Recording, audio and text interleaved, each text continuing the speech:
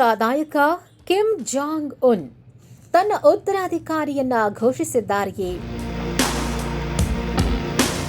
ಇತ್ತೀಚಿನ ಬೆಳವಣಿಗೆಗಳನ್ನು ನೋಡಿದರೆ ಮಗಳು ಕಿಮ್ ಜೂ ಆಹ್ ದೇಶದ ಮುಂದಿನ ಸರ್ವೋಚ್ಚ ನಾಯಕಿಯನ್ನಾಗಿಸಲು ಸಿದ್ಧತೆ ನಡೆಸುತ್ತಿದ್ದಾರೆ ಅನ್ನೋ ಮಾತುಗಳು ಕೇಳಿಬರ್ತಿವೆ.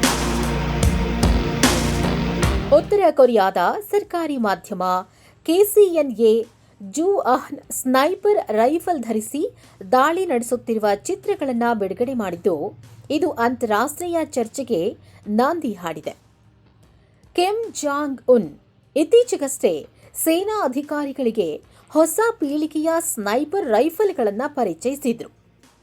ಇದೇ ಕಾರ್ಯಕ್ರಮದಲ್ಲಿ ಕಿಮ್ ತಮ್ಮ ಮಗಳಿಗೆ ರೈಫಲ್ ಅನ್ನು ಸಹ ಪರಿಚಯಿಸಿ ಅತ್ಯುತ್ತಮ ಶಸ್ತ್ರಾಸ್ತ್ರ ಎಂದು ವಿವರಿಸಿ ರೈಫಲ್ ತಮ್ಮ ನಂಬಿಕೆಯ ಸಂಕೇತವೆಂದು ಬಣ್ಣಿಸಿದ್ದಾರೆ.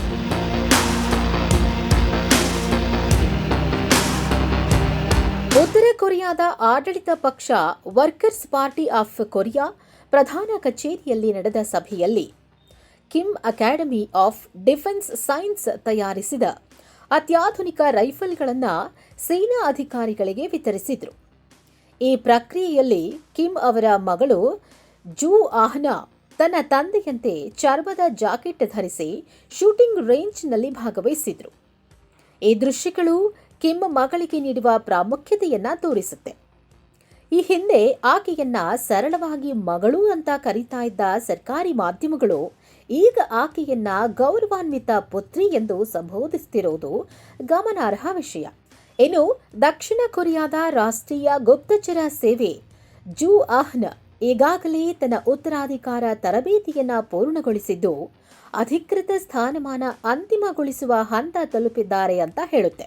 ಅವರು ಈಗಾಗಲೇ ನೀತಿ ವಿಷಯಗಳಲ್ಲಿ ತಮ್ಮ ಛಾಪು ಮೂಡಿಸುತ್ತಿದ್ದಾರೆ ಮತ್ತು ದೇಶದಲ್ಲಿ ಅಘೋಷಿತ 2ನೇ ಅತ್ಯುನ್ನತ ನಾಯಕಿಯಾಗಿ ಹೊರಹೊಮ್ಮುತ್ತಿದ್ದಾರೆ ಅನ್ನೋದು ಗುಪ್ತಚರ ಮೂಲಗಳು ನಂಬುತ್ತೆ.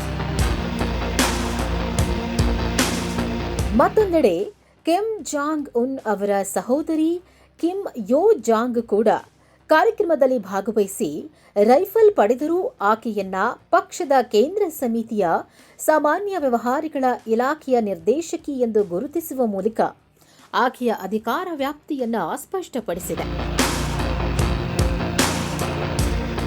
ಯೋ ಜಾಂಗ್ ಅವರನ್ನ ಒಮ್ಮೆ ಕಿಮ್ ಅವರ ಉತ್ತರಾಧಿಕಾರಿ ಅಂತ ಹೇಳಲಾಗಿತ್ತಾದರೂ ಜೂ ಆಹ್ನ್ ಅವರ ಹೊರಹೊಮ್ಮುವಿಕೆ ಕೊರಿಯನ್ ರಾಜಕೀಯದಲ್ಲಿ ಹೊಸ ತಿರುವು ಎಂದೇ ಪರಿಗಣಿಸಲಾಗುತ್ತಿದೆ.